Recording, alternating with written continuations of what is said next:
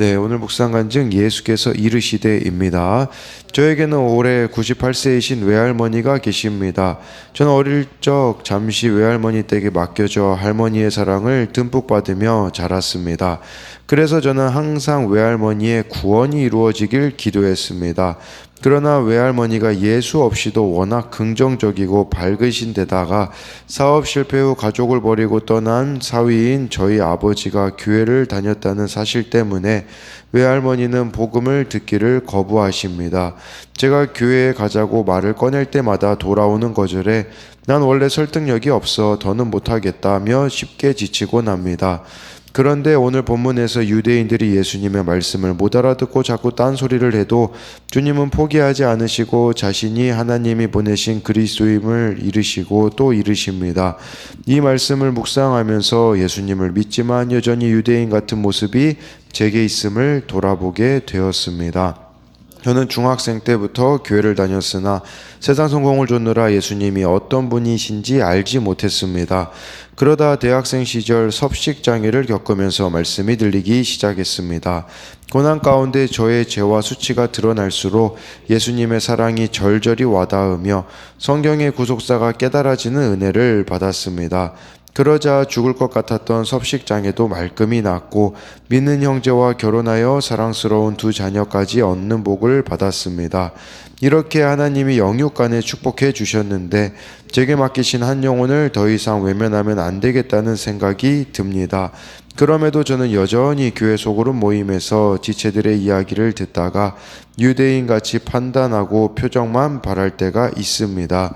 더한 죄인인 나도 예수 믿고 천국 소망을 갖게 되었는데 지체들을 위해 기도하며 인내로 기다리지 못하는 제 모습이 부끄럽기만 합니다. 앞으로는 저도 주님의 때가 이르기 전에 한 영혼이라도 더 구원하시려 애끓는 마음으로 외치시는 예수님을 닮아 영혼 구원의 사명을 잘 감당하길 기도합니다. 네, 적용하기입니다. 말씀을 외면하는 이들을 판단하지 않고 그들을 위해 기도하며 복음을 전하겠습니다. 외할머니께 안부 전화를 드릴 때마다 예수님을 꼭 전하겠습니다. 라고 해서요. 네, 정말 여기 나와 있듯이 끊임없이 외할머니에게 예수님을 전하려고 하지만 계속되는 거부에 이렇게 쉽게 지치지만 예수님이 못 알아듣는 유대인들에게 계속해서 말씀하신 것처럼 말씀 이렇게 전하면서 복음 전하면서 계속해서 가야겠다라는 이런 고백이 나와 있습니다. 오늘 말씀은요. 이르시고 또 이르시되라고 이렇게 잡은 것은요. 정말 유대인들이 못 알아듣습니다. 못 알아듣는데 계속 예수님이 이르시되 해서 대답을 계속해서 하십니다. 우리도 그런 것 같아요. 내가 계속 말씀대로 가고 또 누군가에게는 복음을 전하잖아요. 못 알아듣는 경우가 너무 많아요. 이때쯤이면 좀 알아듣고 변화되었으면 좋겠는데 하는 생각이 우리들에게 들 때가 왜 없겠습니까? 그러나 예수님처럼 이르시고 또 이르시는 이렇게 말하고 계속해서 이렇게 전해가는 저와 여러분들이 되어줘야 된다라는 그런 부분으로 이렇게 제목을 잡았는데요. 25절부터 27절에요. 예루살렘 사람 중에서 어떤 사람이 말하되 이는 그들이 죽이고자 하는 그 사람이 아니냐. 보라 드러나게 말하되 그들이 아무 말도 아니하는도다. 당국자들은 이 사람을 참으로 그리스도인 줄 알았는가. 그러나 우리는 이 사람이 어디서 왔는지 아노라. 그리스도께서 오실 때에는 어디서 오시는지 아는 자가 없으리라 하는지라. 라고 해서요. 예수님이 이렇게 말씀을 전했는데 이 말씀이 정말 권위 있는 말씀이었어요. 어제 말씀에 보면 율법학자들이나 이런 사람들이 이렇게 가르칠 때는요. 유명한 랍비들의 말을 인용했거든요. 그러니까 많은 랍비들의 말을 인용하면 인용할수록 더 권위가 있는 자였는데 예수님은 그런 거 인용하지 않으시고 하나님께로부터 오셨기 때문에 이렇게 본질을 이야기하셨거든요. 그랬더니 사람들의 반응이 뭐냐면 그러면 믿어야 되는데 믿지 않고 어떤 사람은 야 우리가 이거 죽이려는 그 사람 아니냐. 근데 왜 당국자들은 안 죽이고 가만히 있냐. 이런 식으로 반응하고 있다라는 것이에요. 그러면서 27절에 우리는 이 사람이 어디서 왔는지 아노라 라고 말하는데요. 예수님이 갈릴리 나사렛에서 자라셨잖아요. 그러다 보니까 당연히 예수님 말투가요, 그 사투리가 껴있기 때문에 예수님이 말씀하시는 걸 듣고서 이 사람들이 이 사람은 나사렛 사람이기 때문에, 갈릴리 사람이기 때문에 우리는 절대로 이 사람이 메시아가 아니라는 걸 안다. 베들레헴에서 나야 되는데 이거 나사렛에서 자랐으니 아니다라는 식으로 단정 지었다라는 거죠. 그렇다면 예수님이 베들레헴에서 나실 때 갔습니까? 종교 지도자들이요, 심지어 동방 박사들이 헤롯 대왕을 찾아왔을 때 그때 헤롯이 종교 지도자들에게 묻잖아요. 메시아가 어디서 날 거냐? 베들레헴이라고 대답은 해주거든요. 근데요, 아무도 안 갔다라는 것을 기억해야 된다라는 것이에요. 그러니까 이 예수님에 대해 자신들이 가지고 있는 그 기대와 다르면 아무것도 안 믿는다라는 것을 볼 수가 있어요. 근데 우리도 이럴 수 있어요. 내 기대와 뭔가 다른 길을 주님이 요구하실 때 우리도 그냥 예수님을 외면해 버리는 자들이 될 수가 있다라는 것이에요. 그러면서 27절에 이들이 그리스도께서 오실 때는 어디서 오는지 아는 자가 없으리라 하는지라 라고 해서, 당시 사람들은 이렇게 메시아가 올 때 아무도 모르도록 은밀하게 온다고 믿었다고 합니다. 근데 예수님은 이미 그의 부모도 알고 직업도 알고 형제들도 다 알기 때문에 예수님이 메시아가 아니라고 사람들이 이야기를 했다라는 것이에요. 지금 자꾸 군중을 선동하고 있어요. 예루살렘 중에서 어떤 사람이 말하되라고 하잖아요.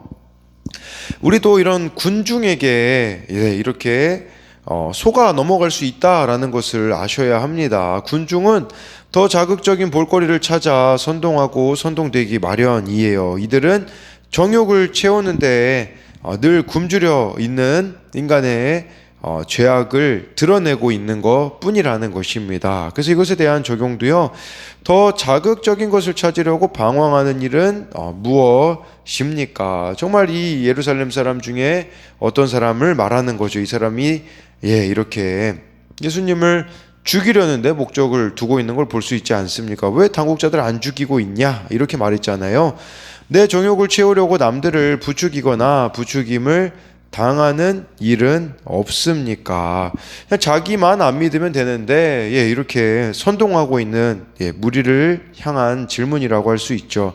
내가 다 안다라는 교만함으로 귀를 막고 듣지 않으려 하는 말씀은 무엇입니까? 이게 되게 중요해요. 나 이미 예수님 다 안다. 사람들이 그러거든요. 나 말씀 다 안다. 이런 식으로 하지만 알지 못하는 때가 것이 너무 많다라는 것이죠. 28절 29절에요. 예수께서 성전에서 가르치시며 외쳐 이르시되 너희가 나를 알고 내가 어디서 온 것도 알거니와 내가 스스로 온 것이 아니니라. 나를 보내신 이는 참되시니 너희는 그를 알지 못하나 나는 아노니 이는 내가 그에게서 났고 그가 나를 보내셨음이라 하시니 라고 해서요, 28절에 내가 어디서 온 것을 알거니와 라고 이렇게 말씀하신 것은요, 실제로 그들은 예수님이 누구신지도 모르고요, 어디서 오신지도 모르고 있다라는 거예요. 왜냐하면 예수님은요, 갈릴리 출신이 아니라 베들레헴에서 태어나신 베들레헴 출신이시기 때문이라는 것이겠죠. 그러니까 이들이 진짜 예수님에 대해서 모른다라는 것을 말씀해주고 있어요. 이들이 더 심각하게 모르는 건 뭘까요? 그것은 이들이 생각하기에는 요셉과 마리아의 아들이고 형제들이 있고지만 성령으로 잉태했다라는 사실은 모른다라는 것을 말씀하고 있는 것이에요. 그래서 예수님이 내가 스스로 온 게 아니라 나를 보내신 이가 참되시니 너희는 그를 알지 못한다라고 하면서 예수님이 하나님으로부터 오셨다라는 것을 말씀해주고 있는 것이에요. 29절에 나는 아노니 내가 그에게서 났고 그가 나를 보내셨음이라 해서, 하나님이 예수님을 보내셨기 때문에 가장 잘 아시잖아요. 이거는 이제는 이 요한복음 맥락에서 보면 요한복음 1장에 예수님을 영접하는 자, 그 이름을 믿는 자들에게 하나님의 자녀되는 권세를 주셨다고 하거든요. 그렇다면 나를 누가 가장 잘 알까요? 하나님이 자녀되는 권세를 주셨으니까 우리가 하나님 자녀니까 하나님이 우리를 가장 잘 아신다라는 거예요. 그렇기 때문에 나를 가장 잘 아시는 그 분이 우리에게 주신 게 뭡니까? 말씀이잖아요. 저와 여러분들이 이 말씀을 믿을 때 오늘 하루 만나는 여러 시험과 사건 가운데도 하나님의 자녀로서 살아갈 수 있다라는 것입니다. 근데 문제는요, 내가 가장 나를 잘한다고 하기 때문에 우리는 자꾸 다른 데에서 해결하려고 하는데 아닙니다. 하나님이 나를 가장 잘 아시기에 말씀 안에서 해결을 해야 된다라는 것이죠. 그래서 이것에 대한 적용은, 나는 예수님이 하나님의 아들이심을 믿는 하나님의 자녀입니까? 내 행위가 아닌 믿음으로 이 은혜를 얻었음을 믿습니까? 여기다가 적용 질문을 쓰지는 않았지만, 매일 말씀에 묻고 있습니까? 이런 것도 적용 질문으로 되겠죠. 30절에 그들이 예수를 잡고자 하나 손을 대는 자가 없으니 이는 그의 때가 아직 이르지 아니하였음이로라. 예수를 잡고자 하나, 이게요, 그 원어로 보면요, 미완료형으로 쓰여 있어요. 그러니까 한두 번 잡으려고 한 게 아니라 계속해서 예수님을 잡으려고 했다라는 거죠. 근데 예수님이 안 잡히세요. 왜 안 잡히시냐? 30절에 나와 있잖아요. 이는 그의 때가 아직 이르지 아니하였다라는 것은요, 잡히고 풀리는 거, 이거는요 하나님 손에 달려 있다라는 뜻이거든요. 모든 것이 하나님 손에 있고, 아직 안 잡히는 거는 그의 때는 바로 예수님이 십자가 지실 때가 아직 아니기 때문이라는 거예요. 그러니까 하나님은요, 이 자신의 때를 따라 일하거든요. 우리가 근데 가장 힘들어하는 건 뭐냐면, 하나님의 때와 내 때가 다르기 때문에 우리가 힘들어하잖아요. 그때 저와 여러분들이 어려운 일을 만났을 때 해야 되는 것은요, 하나님 탓으로 돌릴 게 아니라 하나님께 물어봐야 됩니다. 여러분, 이 신앙인은요, 불평하는 존재가 아니라 질문하는 존재예요. 지금 이렇게 예수님이 안 잡히시는 것도 하나님의 뜻이고, 잡히시는 것도 하나님의 뜻인 것처럼 저와 여러분들은 그렇기 때문에 질문해야 된다라는 것이에요. 근데 우리가요, 현실이 너무 가혹하면 질문보다는 불평을 먼저 하나님께 내뱉을 때가 너무나 많아요. 근데요, 기억해야 되는 것은 예수님의 이 죽음의 때를 정하신 하나님이 잔혹하고 냉정한 분이시냐라는 거죠. 아니라는 것을 우리가 알고 있잖아요. 우리를 사랑하셔서 하나뿐인 독생자를 죽게 하실 수밖에 없었다라는 것을, 이 사랑을 안다면요, 우리의 질문 속에 전제로 이걸 깔고 가야 돼요. 하나님은 나를 사랑하시지. 그래서 우리가 이 구속사라는 게 있잖아요. 구속사적 말씀 묵상이라는 게 말씀을 통해 모든 사건을, 구원을 위한 하나님 계획을 있음을 믿고, 어떤 사건이 와도 하나님이 나를 사랑한다라는 전제로 말씀을 해석해 가는 게 구속사적 말씀 묵상이거든요. 그러니까 우리도 당황스러운 일이 있다고 할지라도 이것 또한 하나님의 손 안에 있다라는 믿음을 가지셔야 한다라는 거예요. 하나님이 나를 사랑하시지만 이런 일이 있을 때 우리가 해야 되는 것은 질문이다라는 것이죠. 동시에 지금 하나님의 전능한 손이 우리를 지키고 있다는 사실도 기억해야 된다라는 것이에요. 그래서 이것에 대한 적용은, 어려운 일을 만났을 때 불평합니까? 질문합니까? 31절에요. 무리 중에 많은 사람이 예수를 믿고 말하되 그리스도께서 오실지라도 그 행하실 표적이 이 사람이 행한 것보다 더 많으려 하니, 그러니까 이 표적을 보고 예수님을 메시아로 인정한 사람들이 있었다라는 거예요. 아니, 이렇게 예수님이 많은 기적을, 표적을 베푸는데 다른 어떤 메시아가 와서 더 행하겠느냐라는 것은 예수님의 표적을 보고 믿은 사람이 있었다라는 거예요. 표적과 기적의 차이, 기적은요 그냥 내 배부르면 끝입니다. 표적은 예수님을 가까이 하게 되어지는 것이에요. 그렇다면 이 시대에 우리가 보여줄 수 있는 표적이 뭘까요? 예수님이 정말 진리이고 길이고 생명이라는 걸 보여줄 수 있는 그 표적을 우리가 어떻게 보여줄 수 있을까요? 먼저는 저와 여러분들이 예수님께 가까이 가는 거죠. 그리고 이 시대에 우리가 나타낼 수 있는 표적은 뭐냐면, 성령의 도우심으로요, 내가 십자가 지는 적용을 하는 사람이 되는 거예요. 상대방은 안 변하는데 내가 계속 변해가는 거예요. 이게 표적 아니겠습니까?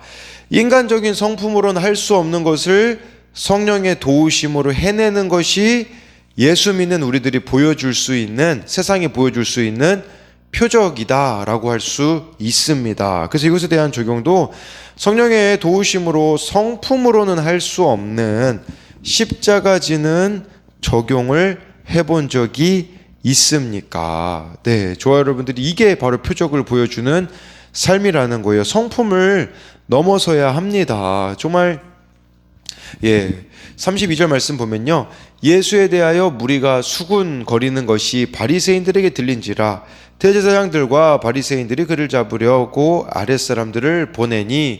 이게 참 아이러니예요. 아이러니. 왜 그러냐, 바리새인하고 대제사장들은요 서로 하나가 될 수 없는 사람들이었었습니다. 바리새인들은요 대제사장들을 엄청 비난했어요. 왜냐하면 대제사장이요 돈 주고 대제사장직을 산 사람들이 있었거든요. 그러니까 바리새인들은 뭐라고 봤냐, 아이고 저거 돈의 눈먼 인간들 하면서 하나 될 수 없었어요. 대제사장은요 바리새인들만 보면요 위축이 됐거든요. 왜 위축이 됐냐, 이 바리새인들은 백성들에게 존경을 받았는데 대제사장들은 그러지 못했거든요. 근데 예수님을 제거하는데 한마음이 되었다라는 거죠. 사실 이들이 예수님을 가장 먼저 알아봐야 되는 자들 아니었을까요? 바리새인들, 그렇게 구별된 자로 말씀대로 산다라는 그들은 예수님을 못 알아보고요. 대제사장들, 얼마나 이 하나님을 가까이 해야 되는 자들이었습니까? 가장 먼저 알아봐야 될 사람들이 가장 눈이 멀었다라는 것을 말씀해 주고 있어요. 바리새인들은 인기, 명예의 눈먼 자들이었기 때문이고요. 대제사장들은 돈의 눈먼 자들이었기 때문에 예수님을 못 알아봅니다. 우리에게도 해당되는 거예요. 저와 여러분들이요, 눈먼 뭔가가 있을 겁니다. 여러 가지가 있겠죠. 뭐 돈이 될 수도 있고요, 명예가 될 수도 있고요, 성공이 될 수가 있겠고요. 우리 뭐 청소년 청년들은 이성이 될 수도 있겠죠. 그러면 예수님을 알아볼 수가 없다라는 것을 기억해야 된다라는 것이에요. 그래서 이것에 대한 적용은요, 나는 무엇에 눈이 멀어서 예수님을 알아보지 못하고 있습니까? 33, 34절을 보면요, 예수께서 이르시되 내가 너희와 함께 조금 더 있다가 나를 보내신 이에게로 돌아가겠노라. 너희가 나를 찾아도 만나지 못할 터이요 나 있는 곳에 오지도 못하리라 하시니 라고 해서요, 예수님이 나를 보내시니 하나님께로 돌아갈 거다라고 하고 있어요. 너희가 나를 찾아도 못 만날 거고 나 있는 곳에는 못 올 거라고 말씀하시는데요. 이때가 한 계산해 보면요, 가을인데 내년 봄 6월절이 오면 6월절 어린 양으로 예수님이 십자가에서 돌아가실 것이기 때문에 이 시점에서 6개월 정도 남은 시점에 예수님이 이 말씀을 하셨다라는 것을 보여주고 있어요. 근데 여기 오늘 말씀에 이르시되가 많이 나오잖아요. 뭐 33절에도 이르시되, 뭐 28절에도 이르시되. 그래서 이렇게 계속해서 예수님께서 말씀하시는 것은요, 유대인들이 예수님 말씀 못 알아듣고 자꾸 딴소리를 해도요, 예수님은 포기하지 않으시고 예수님이 메시아라는 것을 이르시고 또 이르시잖아요. 우리도 해야 되는 게 이거예요. 상대방이 받아들이지 않는 것 같아도 계속해서 복음을 전해야 되고, 말씀을 못 깨닫는 것 같아도요, 내가 받은 말씀을 계속해서 전해가야 된다라는 것입니다. 그래서 이것에 대한 적용도 계속되는 거절에 복음을 또는 말씀을 전하는 것을 주저하고 있지는 않습니까? 마지막으로 35절 36절을 보면요, 이에 유대인들이 서로 묻되 이 사람이 어디로 가기에 우리가 그를 만나지 못하리요? 헬라인 중에 흩어져 사는 자들에게로 가서 헬라인을 가르칠 터인가? 나를 찾아도 만나지 못할 터이요 나 있는 곳에 오지도 못하리라 한 이 말이 무슨 말이냐 하니라 라고 해서요, 예수님의 십자가를 이들은 생각해 본 적도 없고 이해할 수도 없는 것이라고 볼 수가 있는 거죠. 그러면서 이들이 추정해 보는 거, 그렇다면 도대체 어디 간다는 건가? 이거 선교 간다는 말 아닌가? 이렇게 알아들은 거예요. 그래서 헬라인에게 가가지고 선교할 터인가? 이런 식으로 못 알아들었다라는 거죠. 또 36절에요. 나를 찾아도 만나지 못할 터여 나 있는 곳에 오지도 못하리라 라고 예수님이 말씀하신 거를 이들이 이야기한 거잖아요. 네, 우리도 선택해야 될 것이 있어요. 뭐냐면 예수님 있는 곳으로 갈지, 예, 아니면 세상 편에 설지거든요. 즉 주님 편에 설지 세상 편에 설지, 예, 우리는 늘 선택의 기로에 서 있다라는 것이에요. 그럴 때에 욕심을 버리고 믿음으로 예수님이 계신 곳에 서야 한다라는 것을 기억해야 된다라는 거예요. 저와 여러분들이 예수님 있는 곳으로 나아가고 있잖아요. 누구를 통해서냐면 성령을 통해서이잖아요. 이제 내일 말씀해 보면 그런 성령에 대한 부분이, 예, 나와 있거든요. 그렇기 때문에 저와 여러분들이, 예, 늘 예수님 계신 곳으로 나아가는, 예수님께 나아가는 그것으로 인해서, 예, 성령으로 충만해지는 자들이 되어져야 한다라고 할 수 있죠. 그래서 이것에 대한 적용은 예수님이 계신 곳에 서고자 무엇을 선택하시겠습니까? 라고 해서요. 예, 그 중에 하나가 그거였잖아요. 아까 말씀드렸듯이, 예, 원망불평이 올라올 때 내뱉어 버리는 게 아니라 질문하십시오. 예, 하나님께 물으십시오. 말씀에 물으시고요. 기도로 물으셔가지고, 예, 저와 여러분들이, 예, 계속해서 복음을 증거하는 말씀대로 살아내는, 네, 그 모습을 보여주는 자들이 되기를 소망합니다.